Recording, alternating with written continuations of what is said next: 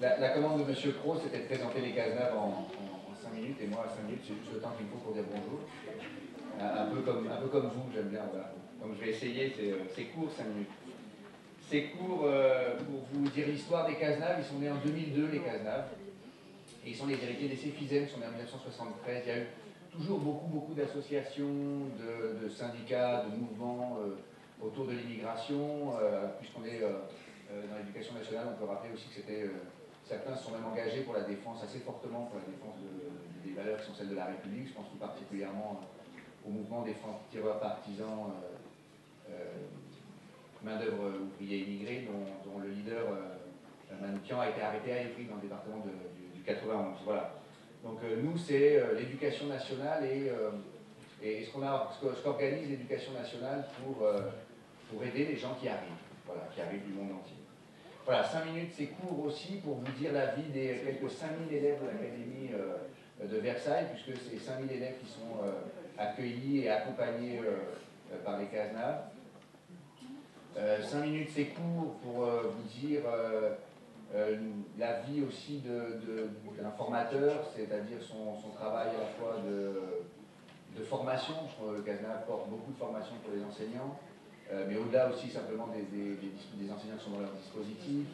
C'est très court pour vous dire le rôle de coordonnateur, parce que dans le département de l'Essonne, c'est par exemple 29 dispositifs, dont 3 expérimentaux. Alors je salue par exemple les élèves de la Clare, du lycée Baudelaire, qui sont là, que je vois. Ils ont le droit de faire un peu de bruit, vous avez le droit. Vous levez la main pour vous. Ou les élèves du collège des Pyramides, qu'ils soient ou pas en IPE2A, alors on les voit là-bas. Ils sont plus nombreux. Voilà. C'est court aussi pour vous présenter le travail de médiation, parce que notre travail c'est aussi, et là du coup je remercie M. Pro, c'est mettre en lien les associations, les collectivités locales autour de projets comme celui-là. Voilà, 5 minutes, c'est très court. C'est très court aussi pour vous raconter la vie même des 21 Cazenave de France, même simplement pour vous raconter la vie du Cazenave de Versailles, des deux inspecteurs qui travaillent auprès du recteur, mais aussi l'animatrice du réseau qui est là, les deux Mézy, on la salue, des 9 formateurs, puisque nous sommes 9 dans le département, à essayer d'organiser l'accueil et le suivi des élèves qui arrivent du monde entier. Voilà. Alors du coup, c'est quoi le Cazenave? Ben, c'est ça le Cazenave. C'est d'abord des élèves, c'est d'abord des élèves, des professeurs et des équipes. Voilà. Alors une partie sont là, je vous les ai montrés, ils ne sont pas tous là, parce que j'avais dit à M. Pau que la salle serait facile pour tous les accueillir. Voilà, c'est vrai. Je dis qu'avec une 5000 élèves. Et du coup, c'est le Cazenave, si on essaie de le résumer, c'est des valeurs et des moments de partage. Partage autour de valeurs, partage autour de l'autre aussi, voilà, la rencontre de l'autre. Et c'est pour ça que du coup ce travail est très important avec 100 écoles et 100 témoins, parce que c'est pour nous l'occasion de montrer que les valeurs que nous, les enseignants, nous portons dans ces classes-là, ou avec les élèves, c'est des valeurs qui sont ouvertes sur le monde. Voilà, c'est des valeurs qui sont véritablement partagées. Voilà. Et c'est pour nous le plus important. Donc on est très content aujourd'hui de pouvoir dire que ce sont ces valeurs-là qu'on porte ensemble, et particulièrement ici. Voilà, c'est ça en 5 minutes de Cazenave. Rien d'autre. Merci.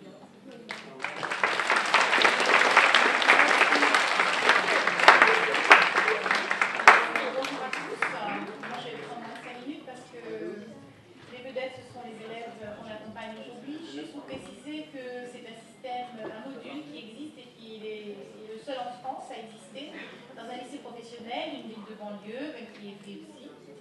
Et des élèves qui viennent de janvier jusqu'à fin mai pour rattraper un niveau et pouvoir avoir une orientation et s'intégrer définitivement dans un processus de formation, que ce soit en alternance ou soit en formation continue ou en formation initiale.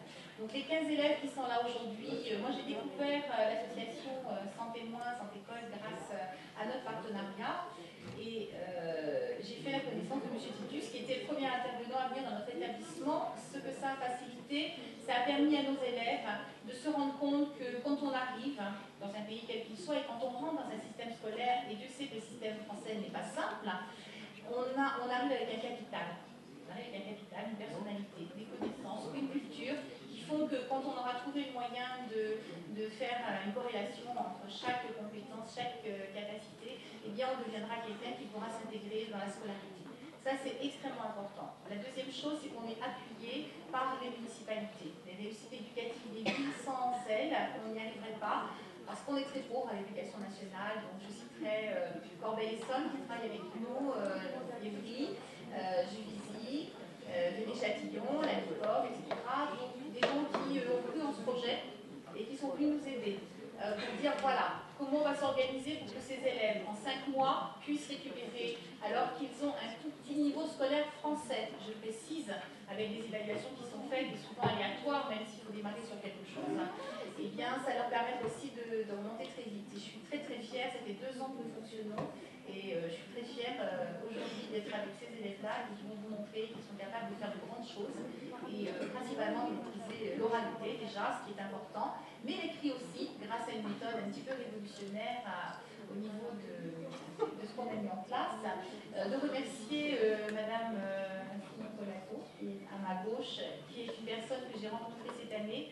Évidemment, les enseignants ne restent pas et tournent, puisque c'est sur un temps court, ils ne sont pas forcément titulaires, ils viennent d'autres structures, donc pour nous c'est une difficulté. Mais cette année, je voulais la remercier particulièrement parce qu'on a découvert des choses. Et ça nous fait avancer aussi pour permettre à d'autres élèves qui n'ont pas forcément la maîtrise de la langue française, pour diverses raisons, eh bien d'être à niveau et de pouvoir poursuivre. Voilà, je voulais remercier toutes ces personnes, et puis d'autres enseignants qui nous accompagnent aussi, professeurs d'histoire, géographie, de lettres, etc., et qui croient en ce projet. Voilà, et nous on y croit, donc on est ravis d'être là aussi. Voilà.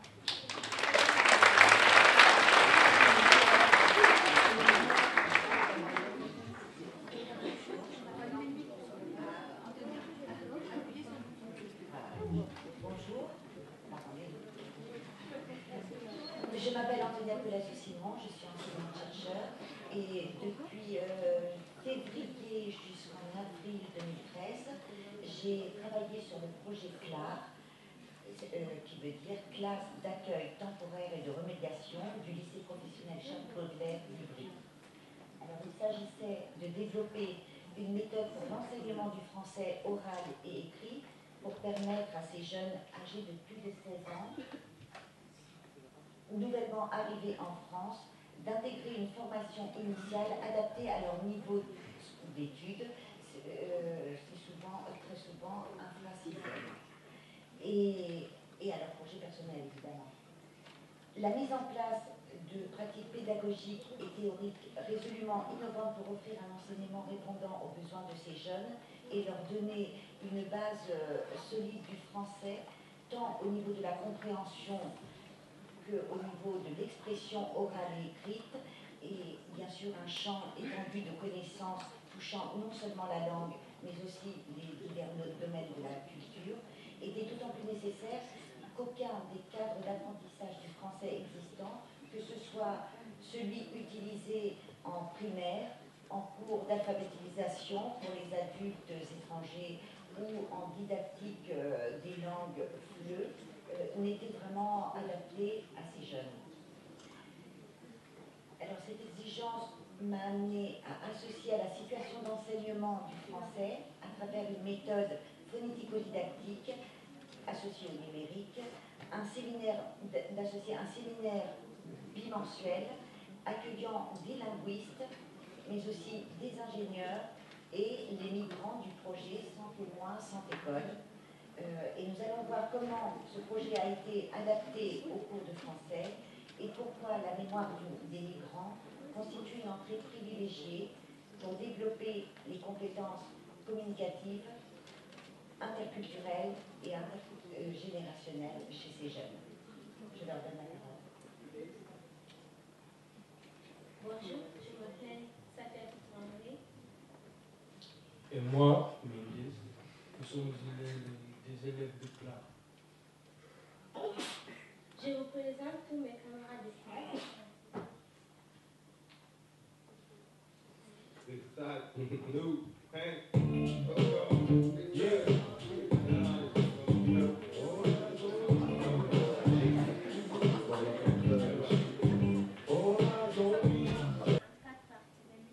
y avait les profs, les cours, les ateliers, les sorties. il y avait les cours, les ateliers, les sorties et les séminaires.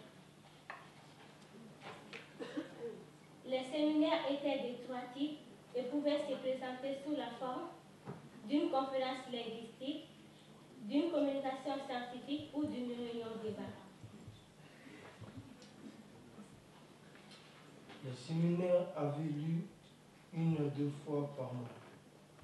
Pendant un des séminaires, un ingénieur de l'université de la Sorbonne, M. Bernard Buteron, est venu nous présenter une nouvelle application pour la transcription phonétique.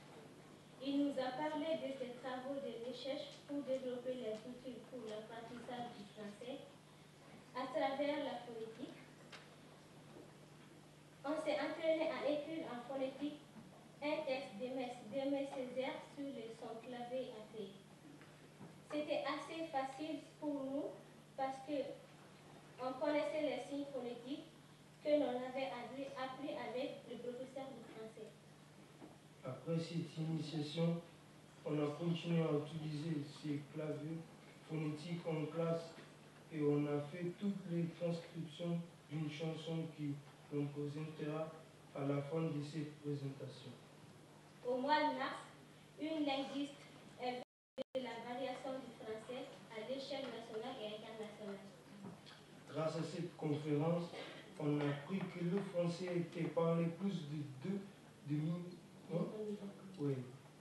200 millions de lecteurs dans le monde et l'on a vu tous les pays où le français était parlé. On a aussi appris que la variation du français existait dans tous les pays francophones du monde, mais aussi dans toutes les régions de la France. Les séminaires avec les migrants étaient associés à un travail en classe car après avoir écouté l'histoire des migrants, on devait écrire une lettre à chacun pour les remercier et leur dire que c'est que nous pensions de leur histoire. Au total, 5 migrants sont venus dans notre classe pour nous parler de leur enfance, de l'école, quand ils sont allés à l'école, de leur famille, de leur pays d'origine, mais de leur expérience depuis le départ jusqu'à leur arrivée en France. Les premiers migrants s'appelaient M. Albert Joseph Eugène Titus. Il nous a parlé de son pays, le Bénin, du Sénégal et de la ségrégation des Noirs. C'était la première fois qu'un vieux monsieur venait nous raconter sa vie et on a été très intéressant et touché par son histoire. Mais non, mais c'est pas si vieux que ça, Albert, t'inquiète pas. Pendant qu'il nous racontait son histoire, on posait des questions sur l'esclavage, car c'est un sujet qui nous touchait beaucoup et il répondait toutes à nos questions. Il était très gentil et on n'avait pas honte de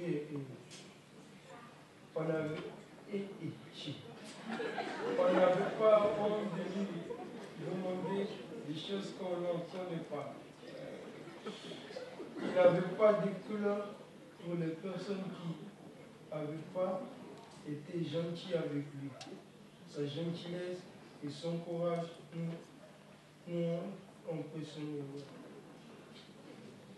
Une semaine plus tard, une femme allemande, Madame Renner, est venue nous raconter sa vie. Elle nous a dit qu'elle était née à Bad-Hambourg. Elle dit que c'était du mauvais côté de la barrière, du côté de l'ennemi. On a écouté son histoire car notre professeur nous a dit qu'elle était l'un des derniers témoins de la Seconde Guerre mondiale. On avait entendu parler de la Seconde Guerre mondiale, mais on ne savait pas que les nazis voulaient tuer les juifs, les homosexuels, les gitans, pour avoir une race pure, c'est-à-dire des blancs avec des peaux blanches. Madame Brenner n'avait pas juif, ni homosexuel, ni gitane. Mais quand elle était petite, elle avait une amie juive qui a été enfermée dans un camp de concentration et elle ne l'a plus jamais vue. Son histoire nous a beaucoup fait réfléchir parce qu'après la guerre, elle a connu encore le racisme contre les Allemands alors qu'elle est venue avec sa mère vivre en France. C'est une femme courageuse. Après les vacances de février, on a fait connaissance de M. Bakiarna. Il est né en Guinée-Conakry, une ancienne colonie française. Il a quitté ses parents pour aller faire des études au Sénégal puis en France. En écoutant son histoire, on a appris des choses sur la politique et la ségrégation raciale. Il nous a montré sur la carte où se trouvait. 2. Il avait eu la guerre avec les Japonais, les Thaïlandais dans son pays pendant la Seconde Guerre mondiale et l'autre guerre après pour l'indépendance des anciennes colonies françaises en Indochine. 3. Qu'il y avait avec le christianisme et l'islam avec autres religions provoquées dans le monde, l'hindouisme. La vie de M. Chansamon a été très dure, mais son témoignage nous a beaucoup intéressés parce qu'on a appris beaucoup de choses. Enfin, le dernier migrant à avoir pris la parole a été Madame Soudita.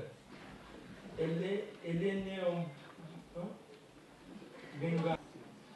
On avait un atelier d'expression écrite en français où l'on devait écrire une lettre à chaque migrant pour les remercier d'être venu nous raconter son histoire et lui dire ce que l'on pensait de son histoire.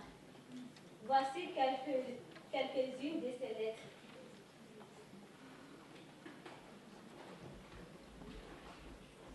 Bonjour, Monsieur Albert Joseph Titus. Est-ce que vous allez bien?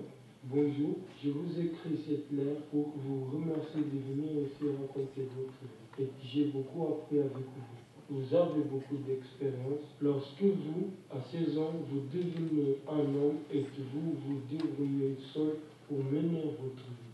Je vous respecte beaucoup. Je voudrais être comme vous aussi courageux. Je sais que c'est pas facile de venir et partager votre histoire avec nous. Vous êtes un homme extraordinaire. Pas tout le monde pourrait venir ici et raconter sa vie comme vous l'avez fait. Bon, au revoir. J'espère vous rencontrer un jour et ce jour-là, c'est moi qui vais vous raconter ma vie.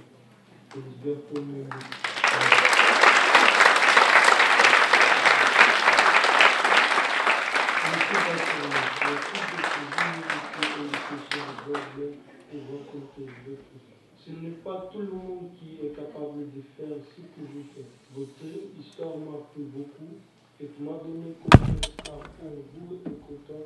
Je sais que malgré les difficultés, chacun décide de sa vie. Il faut avoir le courage de supporter les injustices et vous avez beaucoup travaillé de devenir ce que vous êtes aujourd'hui.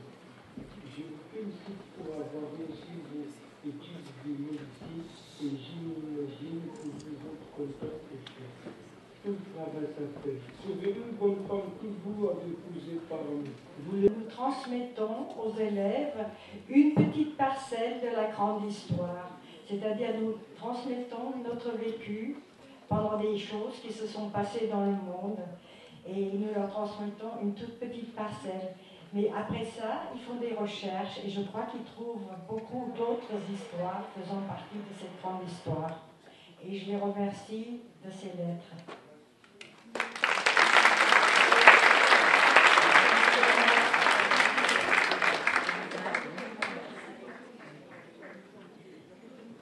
J'ai appris une chose très importante quand je suis intervenue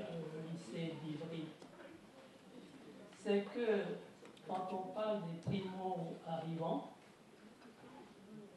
j'ai été frappé par la, comment dirais-je, la spontanéité et même la profondeur dans les questions des élèves. Alors que dans les autres lycées, lorsque les élèves sont déjà passés par le circuit éducatif, les questions ne sont pas si spontanées et si directes que ça. Et là, vraiment, les questions touchent vraiment au fond des problèmes. En ce qui concerne ce qu'a dit dans la dernière lettre lue, quand on parle de le refus de mon contact à la demande de ma mère quand je sortais de l'hôpital, non, quand je sortais des classes et je suis passé à l'hôpital. C'était mes premiers jours de classe primaire. Si je me rappelle jusqu'à maintenant, c'est que ça m'a marqué. Qu'est-ce que j'ai appris à l'école primaire au Laos les premiers jours? C'est l'hygiène. Alors, quand on parle d'hygiène, on nous a conseillé de ne pas avoir de contact avec les malades. Alors, en sortant de l'école, je suis passé à l'hôpital où ma mère était déjà très faible et quand elle m'a vu, elle a voulu me toucher et m'emmener près d'elle. Et je me suis éloigné en disant non maman, tu ne peux pas me toucher parce que tu es malade. Voilà ce que j'ai retenu de l'école dans le cours d'hygiène. Et voilà, et ça me marque jusqu'à maintenant. Et j'accepte la critique du jeune qui a dit que je respecte les arbres plus que ma mère. Bon, voilà un point de vue, vous voyez comment on peut interpréter ce geste-là. Mais je vous raconte pourquoi je me rappelle jusqu'à maintenant, c'est que j'ai vraiment regretté.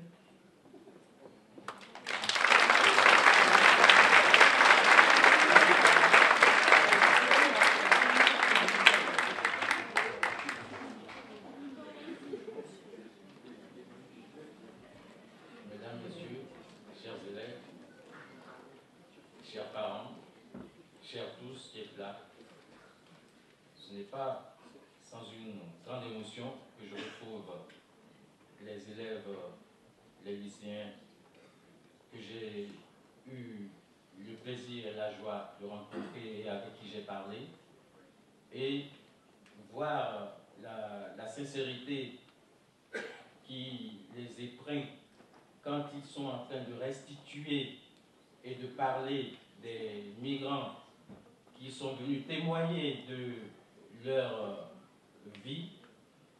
C'est quelque chose vraiment de poignant et qui doit nous montrer à tous que vraiment il faut continuer à communiquer, à se parler les uns les autres. J'ai fait beaucoup de rencontres dans les écoles et chaque fois c'est voir leur regard, voir leur intéressement, voir la manière dont ils ont envie de comprendre comment nous avons mené cette vie, pourquoi nous sommes partis de notre pays, quels que soient nos âges. Moi j'étais parti à 16 ans, mais pourquoi nous sommes partis et surtout ce que nous sommes devenus, le courage que nous leur apportons dans nos récits, le courage de nos témoignages. Et surtout ce qui les intéressait, ce qui les passionne, c'est de voir que nous sommes devant eux et que nous sommes en mesure de parler de nous. Ce n'est pas toujours évident de parler avec ses parents, ni avec ses grands-parents. Ce n'est pas toujours évident de parler de ses origines, de ce que l'on sait, de ce qu'on a vécu à travers nos récits. Nous représentons aussi les parents, les grands-parents, quelle que soit leur origine, quel que soit leur continent. Nous représentons aussi tous les aînés, tous les migrants, tous les gens qui ont eu envie de quitter leur pays un jour, volontairement ou involontairement, mais qui ont quelque chose quelque chose à apporter aux autres à travers la vie qu'ils ont vécue. Voilà. Et je suis très heureux de vous retrouver tous et je crois et je souhaite de tout mon cœur que l'association Parole d'hommes et de femmes continue son œuvre